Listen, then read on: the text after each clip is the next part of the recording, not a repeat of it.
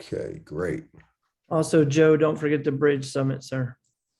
Yes, why don't we, you know what? Let's do that now. Victor, can you display the Bridge Summit, please? I would have forgot all about it. We only got less than, it's 2 weeks from this past Tuesday, so we only have 12 days for this amazing conference. So why don't we just see that for a minute? Okay, Pastor Michael, did you set that up today? I have the slide ready if Joe could make me a co-host. Oh, okay. Then let me just, I'll do that. There we go. Okay, so the theme this year is mission, movement, and momentum, advancing the word through the world, a life-altering virtual experience. So that's going to be Tuesday, June 14th, 9 a.m. to 4 p.m. We have incredible keynote speakers. Probably would have been too expensive if we had an in-person conference. So we're getting some of the best global voices in the world. The WEA General Secretary Thomas Shearmarket, Leif Hetland, Fred Market will be doing a panel on what God is doing in the church. We're going to have a session on the future of money regarding fiat and crypto. We're going to have Bishop Vaughn McLaughlin, Bishop Dale Brown, and myself doing some keynote sessions. We have small group huddles. We have a session on having a healthy culture in your church and organization. We have a session on church planning and pivoting in during these strategic times. So we have young leaders, we have male, female, different ethnic voices, people from different parts of the world, and people with experience from all over the world, all converging. That's why we call it the Bridge Summit, bridging the gap between the word and the spirit, between ethnic leaders, between movements, and between the workplace and church place. So that's going to be June 14th. You could scan the QR code. You could register automatically through that code. And we are allowing one registration to cover 5 people. So everyone that you're training, that you're mentoring, any colleagues, people that you want to disciple, as well as, of course, apostolic leaders and voices will love this kind of experience. All right. So hopefully you all register as soon as possible. Thank you. Thank you for that. And in Jesus' name, we thank you, Lord, for our next session. So I'm trying to be very practical, building up everybody, giving them not only good theological instruction, but giving them ways of building their ministry, their legacy, and being able to make a better impact in the world. So I have with me today my dear friend and primary associate when it comes to my writing, editing, everything is Dr. Larry Kefauver.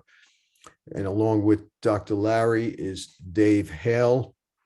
And they're both going to give a snapshot. Dave and Dr. Larry have been involved in book writing and publishing for God knows how many decades. I wouldn't be surprised if it was more than 4 decades. Dave has a huge organization having to do with, it's called getmynewbook.com, and they do everything from soup to nuts. So I'm going to ask Dr. Larry first to give a snapshot of his life ministry, and then Dave, and then we'll start it from there. So Dr. Larry, you there? I am. Can you hear me okay? Yeah. Thank you. Thank you for joining us, taking time with us. It's to be with you guys. Yes. So just a snapshot. Very quickly, life story is grew up in a mainline Christian church. But the big thing about that church was I met Christ personally as Lord and Savior. And then I went off to University of Pennsylvania. I wanted an Ivy League education. I figured that if God was calling me into ministry, that he could give me the best, and he did. And I studied Greek and Hebrew and what they called religious philosophy, which was quite an interesting thing, and history of religion. And then I went off to TCU to seminary and got a doctorate of ministry in pastoral counseling and psychology. The best thing about going to Penn was meeting my wife, Judy, and also discovering that there was a stream of Christianity I'd never heard of called evangelical Christianity. And I got to listen to lectures from Francis Schaeffer and John Stott and Westminster Seminary up there. And it was an amazing transformation because I told the Lord when he called me into ministry that I didn't want to be a pastor because most of them I knew were sort of ignorant and they were poor. And I didn't want to go either direction. But he straightened me out in that and got also connected in some ways with some of the authors at InterVarsity Press and so forth. So after seminary, I served in the Christian Church Disciples of Christ and 5 different congregations over 22 years. A couple of them were large congregations, and I was part of a renewal movement in that denomination, but renewal movements don't do too well in mainline denominations. And in 1989, really felt moved by the Holy Spirit just to leave the denomination. And that was a very traumatic experience, both for the local church in West Texas that I served as senior pastor, because I had been there over 8 years and just loved them and they loved me, but I couldn't represent the theological positions and cultural positions that the church was taking. So I then started a journey. I was for a while with the American Bible Society. I was with Group Publishing as director of special events and youth ministry all over the place. And then I came back into pastoral ministry as executive pastor of a mega church in West Texas. And then because of that, I began meeting our special guest speakers coming through there. These TV personalities, TBN at the time, Daystar wasn't around at that time, but they would come through the church and I would see folks like Benny Hinn and et cetera, et cetera, et cetera come through, and my jaw would sort of drop and I'm going, what is this world called Pentecostalism and charismatic and spirit-filled? But at the same time, I started writing, and I had written a lot of material in curriculum for youth and children, and written books. In fact, the first book that I started off with was called Friend to Friend, first book that Group Publishing published, and it taught peer counseling and went sort of viral at that time in high schools, particularly Christian high schools. And it was a peer counseling training piece that eventually became a bestseller, went over 100,000 copies. So that was the beginning of the writing, the beginning of this experience. I was contacted by Steve Strang at Charisma and got involved there in that particular publishing group, writing books, editing a Ministries Today magazine, and had great fun with that because my editorial advisory committee was T.D. Jakes and Ted Haggard at the time, before he went somewhere off to wherever Ted went to. I'm not quite sure about that journey. And really a real mentor for me was Dr. Jack Hayford, and working with Jack was delightful. So at that time, I also started ghostwriting for a lot of the pastors and church leaders and network leaders and even denominational leaders that were connected with Charisma and all of that. I wrote a number of books there and became a best-selling author. So one of the fun things I got to do was, about 2 years ago, wrote a book that's on Amazon called Becoming a Best-Selling Author, talking about the journey of using books in ministry. And so as a result of that, the cut line is I became a best-selling author, published over 60 books and curriculum material in 11 languages, 2.5 million overseas and in the US, books and so forth. And so that's enough. And we'll get back into the publishing stuff. But I know that Dave, I want you to talk about getmynewbook.com and yourself and what you're doing in publishing and in printing. Well, first of all, let me say it's an honor to be here and to be with you, ladies and gentlemen. My side of the publishing has more to do with the technical, from actually putting the ink on the paper to binding and shipping books all over the world. It actually started for the last 35 years. I've spent my life raising money for faith-based nonprofit organizations. I work very closely, actually, as a member of the staff with a company of more than 3,000 employees. We have plants in 6 different states, and we manufacture everything from print and convert envelopes to books. We had several of our clients come to me several years ago and say, can you tell me where to get my book published? And I said, of course. We started talking with publishers, and we kept running into the same brick walls at every turn. And so we decided to take another direction and just offer the services of putting ink on paper at the time. That has now expanded to, we have in-house, well, they're actually freelance artists. We have 5 we currently work with. We have typesetters. We have copy editors. We have proofreaders. And of course, Dr. Larry heads up all of the editorial services for both Camden House Books and getmynewbook.com.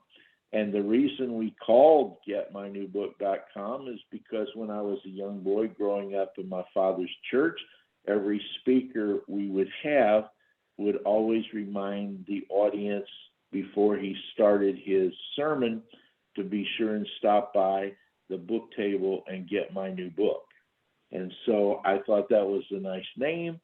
So that's what we did. We started, and we are launching getmynewbook.com now on a more consistent basis. We've had some, as every tech company understands, we've had some good times and bad times over the last 2 years, but we're ironing out some of the snafus and putting all the security protection that we can get our hands on to make sure that everything is protected. And thank God to this time, we have not had any adverse interference from outside sources. So we're very delighted about that. We primarily focus on the self-publisher, the author who wishes to have a hands-on experience with their own book. And of course, it's always starts out with Dr. Larry, and he takes it through his, whether it's a copy edit or a complete ghostwrite, then his team will come in and they will make sure that we have all the standards are met according to the Chicago manual with proofreading and all of those wonderful little nuances that are linked behind the scenes to publishing. Then we had several of our authors say, Dave, I don't want a bunch of books in my garage. And I talked to several authors and found out that that was a real black spot in the publishing world, that you would have to buy so many books to get a good deal, and then the boxes would be stacked in the garage, and every time the author came home and pulled in the garage, the enemy seemed to make the boxes grow, and it looked bigger and bigger and bigger. And so we decided to hook up with one of the best print-on-demand companies around. After looking at more than 10 of them, of the top 10, and we picked a wonderful company. We have offices in a fulfillment center in Houston, Texas, and a fulfillment center in Phoenix, Arizona. And from there, we ship everywhere. So we're able to we're able to meet an author where they are at any point where they are and help them get to where they want to be, and then provide them a portal for the public to be able to get their books. And after a while, it's just as much fun to say my book is, go to getmynewbook.com and pick up a copy of my new book. It's just as fun to say that as it is to say, go to Amazon. And so we're finding out that it's working. We sell books every day, and that's exciting. And then at the same time, the final thing I would say is we are author driven. And that part of it is maybe a little twist in the marketplace, because most companies sell books, and that's wonderful. And we sell books, but we sell authors first, because if a reader has confidence in the author, as one of the gentlemen said earlier in the conference call, I went to the book table, I bought everything he wrote, everything on the book table. Because if they have confidence in the author, then when the author brings out a new work, it's very easy to go back. And we do email blast to confirm that, and also to kind of bolster when an author has a new book. First of all, when they come on getmynewbook.com, we blast. And right now we have about 4,000 names that we send to, and of which we have about right at about 2,000 pastors. We have another 500 to 650 associate pastors and church leaders that we always announce a new book to. We show it, we do a little deal, and then if you click on the ad, of course, it takes you right to getmynewbook.com and right to that author's book or to the bio. So we've tried to hit all the bases. We're growing every day. Every time something new comes along, our team wants to evaluate it and see if it is a value added to an author, or if it's just another bell and whistle to spend your money on. We don't believe in wasteful spending. So that's it in a nutshell. I've been blessed to be in kingdom work all my life. I accepted Christ very young. My father was a pastor, and I've had the opportunity to serve with the United States Air Force, and now I am continuing in kingdom business. Amen. Wow, that's great. So Dr. Larry, obviously this is not just for someone who hasn't written a book, but someone who already has a book. So you could help, your company could help with people regarding promotions and different things. So are there different mailing lists that can be purchased depending on your audience? Yes, that is true. We are just now doing a purchase for Church of God pastor. We're doing a selection coming up for Dr. Craig Hood and his book, which is going to the Assemblies of God. So yes, we can. Now it is very interesting, and I don't want to mislead anyone.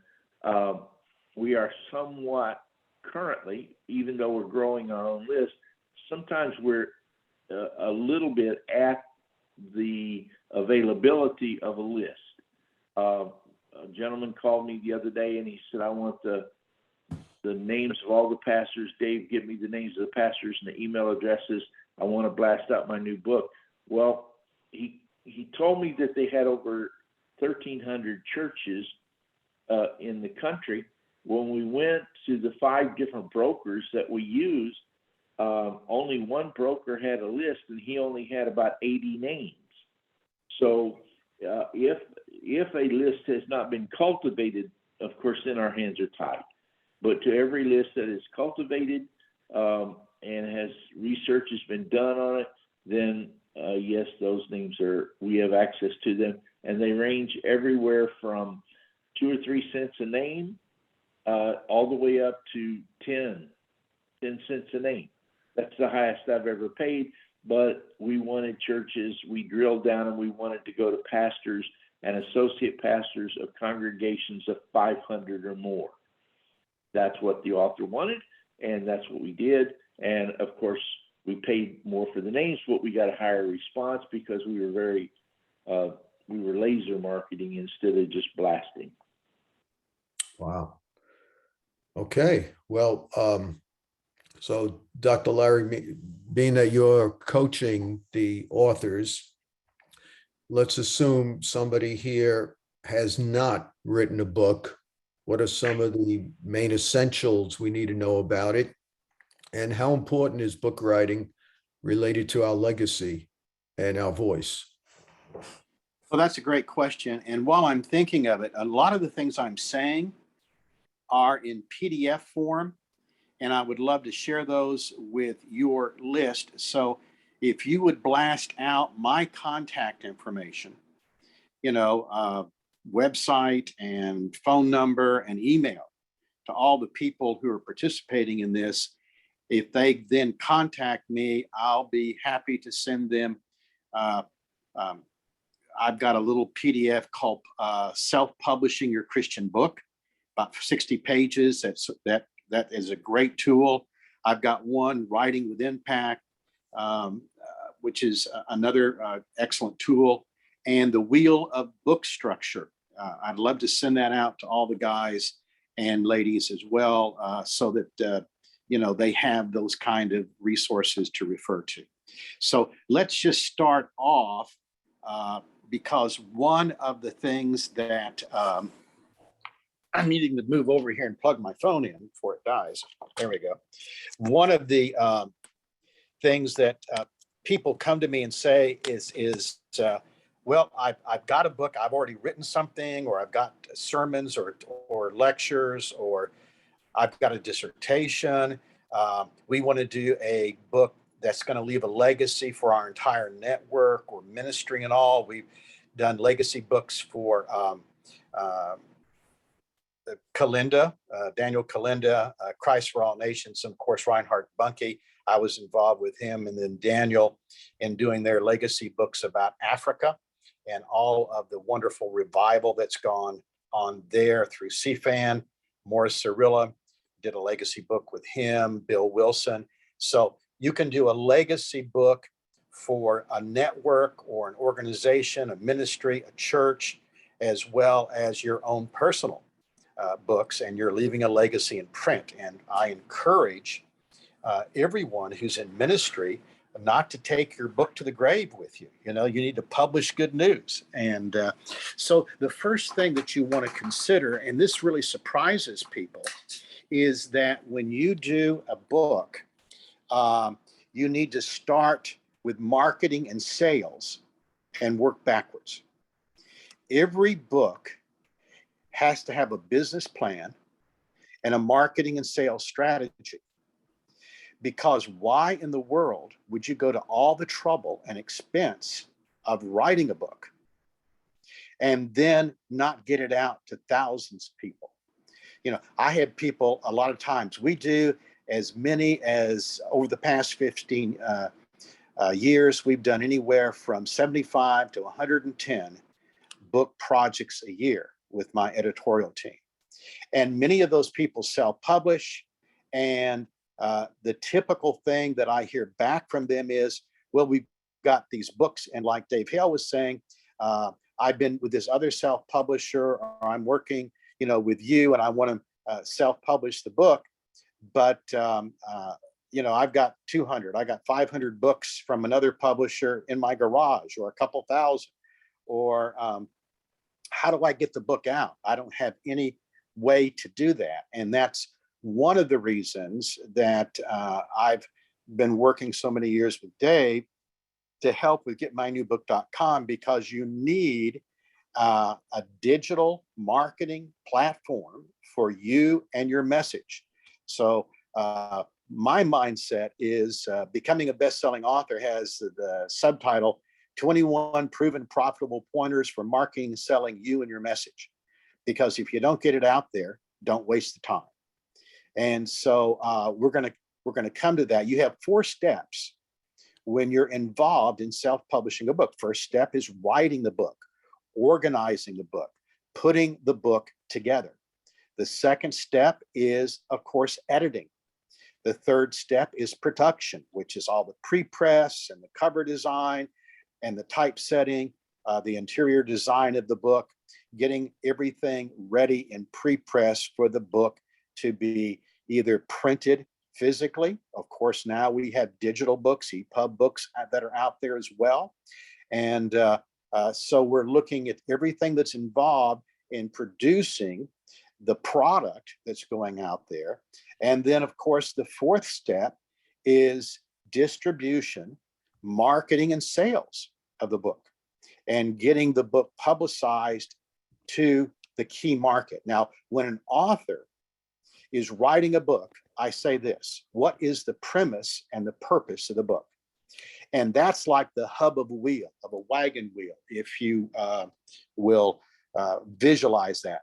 So the hub of a wheel is the premise, the core message of the book. You should be able to write down in 500 words or less what the core message is. And secondly, you should be able to give a description in a couple of paragraphs of what is the profile of the reader, of the market. Who's the book going to? And who do you want to reach? And so all of that is part of the purpose and the premise. Why are you writing the book?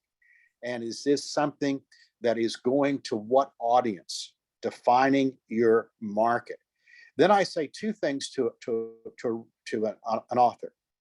Every book must do 2 things: answer the reader's questions, and secondly, meet the reader's needs. Because maybe family, friends, church members, or whatever will want your book, but nobody really cares about your message, about your story, except for this fact: what's in it for me? Is it going to answer my questions? Is it going to meet my needs in dealing with the subject and the topic that you deal with? In fact, we even say there are basic marketing tools to every book: the book cover, the back cover, the introduction, and the table of contents. And so Amen. Some authors I make go through that. Let's look at your table of contents. Let's make a table of contents. Every chapter is a question, and that chapter is going to answer the questions. Or let's put the book in the form of a devotional, so that every day this book meets the need of that person developing a deeper relationship with God, others, and themselves on a daily devotional. Devotionals, by the way, are the #1 still selling format of books that are out there. A lot of people want to write a testimony book. Well, the purpose of this book is to share my testimony, my witness, what God has been doing in my life. And so in doing that, well, how can we unpack your story with life lessons? With I have a number of books called the 77 Irrefutable Truths of like marriage or parenting or ministry, where every one of those 77 truths is only on 2 pages. It's a biblical principle with a biblical application of how you parent, or how you work out a marriage relationship, or build a ministry team, that kind of thing. So we are looking in this book to write to the market, to meet the needs, answers the questions that the reader has, because that way they'll want the book. That's, it's going to meet a need or answer questions that they have. So in the writing of the book itself, we do a lot of things. We take transcriptions or audios of messages or sermons or teachings, all kinds of things. Gospel Light came to me a number of years ago to do a 52-week Bible study called What the Bible is All About, derived from Henrietta Mears' best-selling book back in the 50s and 60s, the Billy Graham Crusades had. So it could be a curriculum that's going to teach all of that. So Then the editing has to happen. And the editing does more than just grammar and punctuation and paragraphing. The editing puts together a structure for the book that makes the book a journey. So every chapter is a spoke in that wagon wheel that's connected to the premise and purpose. It's not chasing rabbits, it's staying focused on the core message and unpacking that core message with every spoke, with every chapter, or every day of the devotional, or what have you. And then the rim of the wheel is, I said, the book's got to go somewhere. It's on a journey. You're going to take the reader when you're writing on a journey, either with you or a journey with God or a journey inside. But wherever this journey is going, you're inviting the reader to go on the journey with you. And in doing this journey, you're also going to have what we call an impactful book. I call it, you need to have an IQ book. I to the first power is instruction and implementation. And Bishop, you came to me with a book that you were doing based on your dissertation. And I think in the initial discussion, I said to you, so will anybody care to read a dissertation about anything? And you said, well, I'm rewriting my dissertation so it can be a book. And it's a textbook for a course as well. Well, that's great, but it cannot just be a textbook. It can't be just information unless all you want are academic readers. And so then we look at the I² book. The second thing, it can be information and instruction, but it also should be impartational and inspirational. It needs to impart who you are and what God is doing in you and through you. It needs to impart a message that is also inspiring, that is God-breathed, that God wants to speak through your book. And some people will call it motivational. I call it inspiring. Then the third part of IQ is impactful, that is going to forcefully change, help a person practically grow, mature, implement what's in the book. And so we have a lot of interactive things. When I wrote Experiencing the Holy Spirit for Thomas Nelson, we went after Blackaby's book. And Henry Blackaby had a 12-week book, which is almost like a workbook. And so we put it in that format, a very practical implementation. But there are 51 literary techniques for having a reader process and learn from the material in your book. So that's what we call an IQ book. It's impactful and you can implement what's in the book. Well, those are some of the things that we talk about. And the final thing that we're going to talk about is circling back to what getmynewbook.com is about.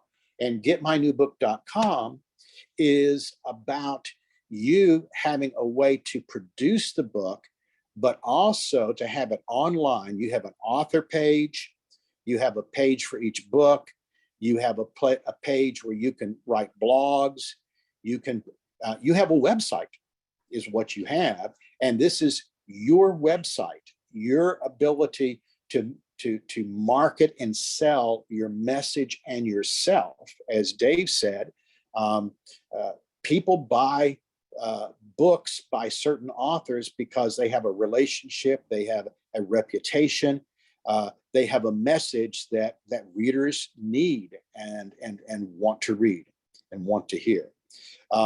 We also say that we can find, we need to look at your database. I say to authors, every relationship you have needs to be leveraged to sell them a book, because you've written a book for them.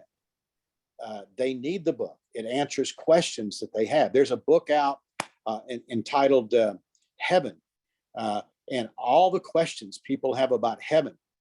And I gave the children's volume of that to my 9-year-old grandson. I mean, he loved the book because it answered all the questions he had about heaven. So we identify not just your database, but then if you want to market beyond your sphere of influence, then there are other databases and email lists that can be purchased and marketed to. And also, Dave would never say this, but he is the best direct mail, appeal letter, marketing email writer in the world. He's amazing because he knows how to convey what the author and the product is about and why the person reading that email needs it and needs it now. So I'm going to stop. I know that we're within some time because I know, Bishop, that people may have some questions. Dave, I think, may want to add something to that as well. So let me shut up so somebody else can say something. Dr. Larry, can I jump in for just 1 second? Yes. What I would like to do is I will talk to our webmaster this afternoon. I will get a separate code, and anyone on this conference call right now who would like to have it, with your permission, Dr. Larry, I would like to send them a free copy. All they have to do is go in, use this code. It'll be free, free download of the ebook, Understanding Your Season. Oh yeah, that's an ebook that I wrote. And Dave, let's give everyone your email. It's so simple and straightforward. It's Dave, and your last name is Hale, H-A-I-L, Dave Hale at cox.net. And Bishop, if you would send out that contact information when you send out mine to your list, that would be great too, because they can go directly to Dave. He can respond to them and give them the code to getting in there. And of course, looking at all the different inventory and how it's laid out and how it's marketed through getmynewbook.com. I believe it is the most innovative and creative and user-friendly of any type of author website and internet presence that you can use. And that's a great thing to be able to offer them, Dave. Okay, I put your email, Dr. Larry, and Dave's on the chat, so everybody has access to it now. Is there any questions? We have about 5 minutes before we have to start wrapping up and go to the global table. Any questions for Dr. Larry or Dave? Hey there, Bishop. Thank you for this opportunity to sit and talk with Dr. Larry. Dr. Larry, thank you so much for everything. It's Kyle Watkins. How are you, sir? Very good, sir. Excellent. Do you remember me? I do. Excellent. Excellent. So I just wanted to say that I'm so grateful for all the information that you've shared. I also forwarded an email to you. If you could just take a look at that regarding some questions. My particular question is in starting a book, finishing my book, self-published the book. It's posted on Amazon. It has taken off pretty well. In addition to that, I've realized that marketing the book also includes the marketing of the person, the overall package of the person. Yeah. Myself as a pastor and as a communicator, a person who conveys the heart of God, it's easy for me, I guess you can say, to promote my book via vocally or personally in person. Can you share any tips that you might have in terms of just broadening the horizon, expanding my borders, if you will, as a author, a new author, a young author, but also as a prognosticator of the gospel, as a preacher?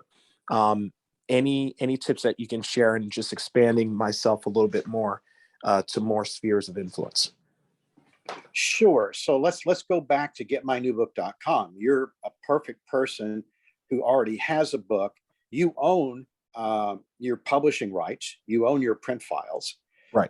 You own, of course, your copyright. So those print files can come to us. And you, when you go to getmynewbook.com, first of all, there's an entire page about you, about the author. Mm-hmm. And then, of course, your book is on there.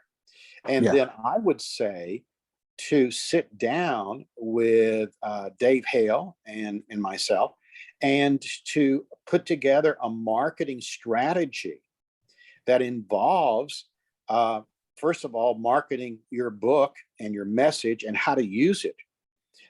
Because a lot of these books that we have, they can be used by small groups. They can be used in an entire preaching campaign in a church. A lot of the authors are also speakers, and the churches that are marketed to find out in the marketing how to bring you in as a speaker, a teacher, for a conference or for a weekend or for some kind of a campaign that they're doing. So that's another way to market yourself out there.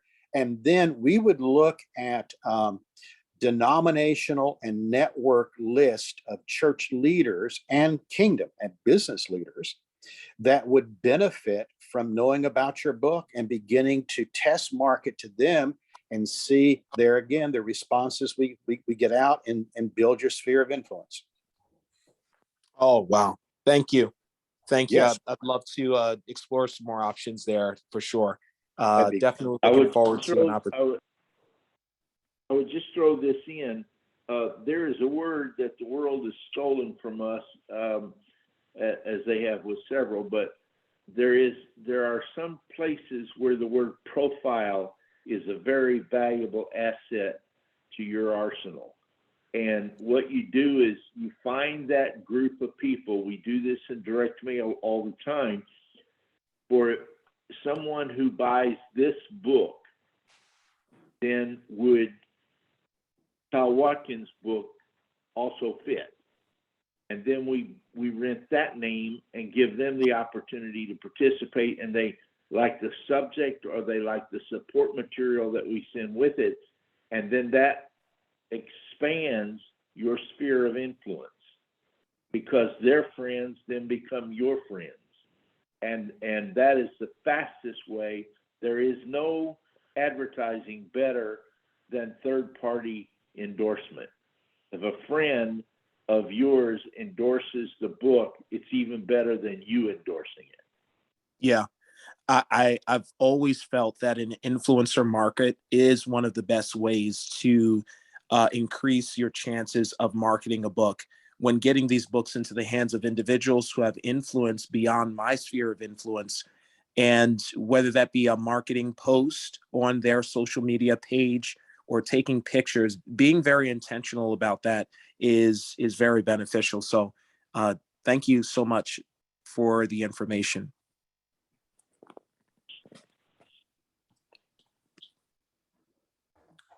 Okay, we got maybe time for one more quick question. I have a question. Caleb, go ahead. Is there, and this might be for Dave specifically, is there a resource or something we could tap into for writing better emails that people actually click through? I just feel like I'm not leveraging my list. I'm continually disappointed in the fact that I prepare an email and pray over it, pour into it, and then I get like 0.01% click through to actually get to my book. I've released 6 books, and it's just getting them there, getting them over the hump of like, they're opening it, but they're not clicking through. So I don't know if there was a direct resource for that we could tap into. Yeah, from time to time we do that. And the fastest way for me to be of value is you send me a couple of those emails, let me edit them. I will edit in or edit out and get right to it. And then you can test those and see. And that is another word that's just so valuable, testing. We're testing. I don't know if anyone knows Dr. Sia Montera, or I'm sorry, Dr. Patty Amsden.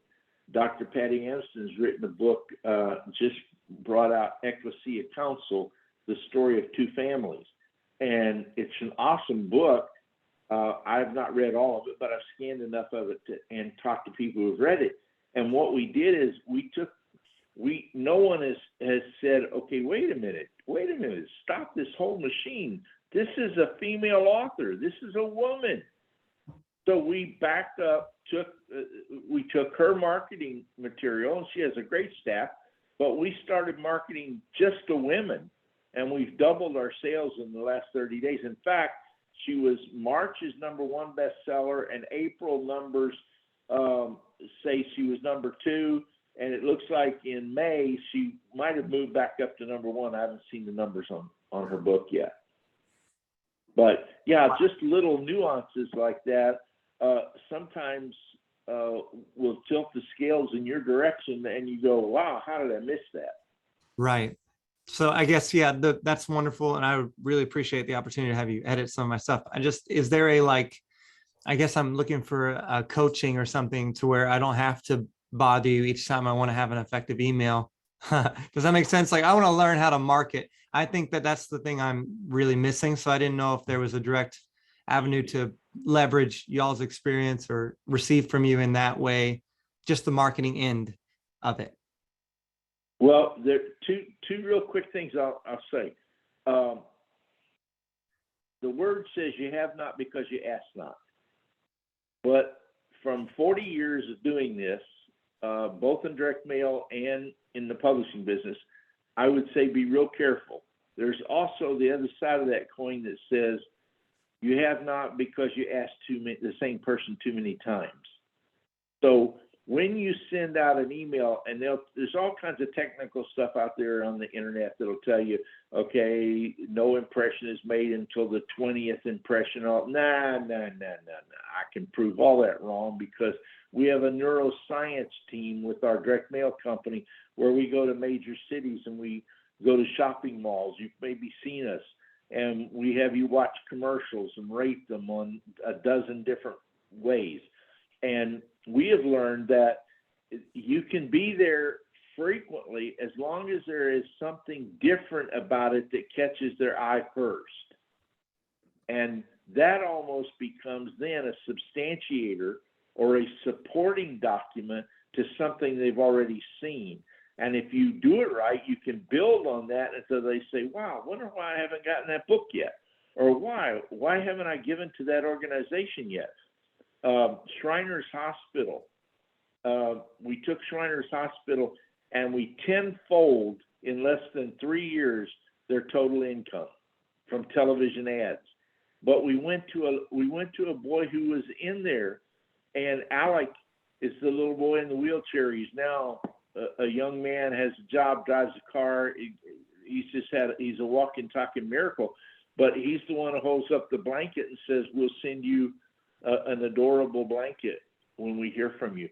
And but what happened is we substantiated the message, and then we supported the message, and then we just continued to build on it, but we always changed the hook. I mean, the product is the product, your book is your book, but you have to constantly be trying different hooks in order to get people to say, wait, I should have read this book. Why don't I have this book? And so that's the part. Don't overburden your friends, okay? Get right to the point. And then one thing you want to guard against, and I'll close with this, guard against being sucked into the black hole of discounting, okay? If your product is worth what you say it's worth and the market says it's worth it, then the discounting of that product is a curse on that product. So what you want to do is, if you want to sell it for less, then we have a program called Seed to the Sower. And I have lots of authors using this who itinerate, and they speak and they say, look, I'm going to do something tonight that I want you to take advantage of. Go to the book table, buy my book. What I'm going to do is tonight only, while I'm here, you took time out of your schedule to come and hear me, and I want to do this for you. I'm going to sell you 2 books for the price of 1, as long as you promise that within 72 hours, you'll give the second book to a friend you believe needs it. And it of course sells books, but the interesting thing is in the book is the contact information for the author, about the author, and we're getting now people, it's been out there working, and people are contacting the author or going to their website or going to our website asking about the author. So yes, there are many rocks, you just got to keep turning them over. Wow, this is wonderful. Incredible information. Unfortunately, we've run out of time. But we want to thank Dave Hale, Dr. Larry Kefauver. Amazing information, practical. I gave the email to everybody, both their emails on the chat. The questions were great, and we want to make sure we give enough time for these meetings so that they're the product that we have together is worth our time every Thursday. So we do meet every Thursday, a private network, Christ Covenant Coalition, and we always try to provide something that is going to really benefit and edify these apostolic leaders that we have. But we want to thank you for that. And what we want to do now is we're going to transition to our global table. So Victor, if you can make sure we end this recording and start another one, and that will be very helpful. And we have an exciting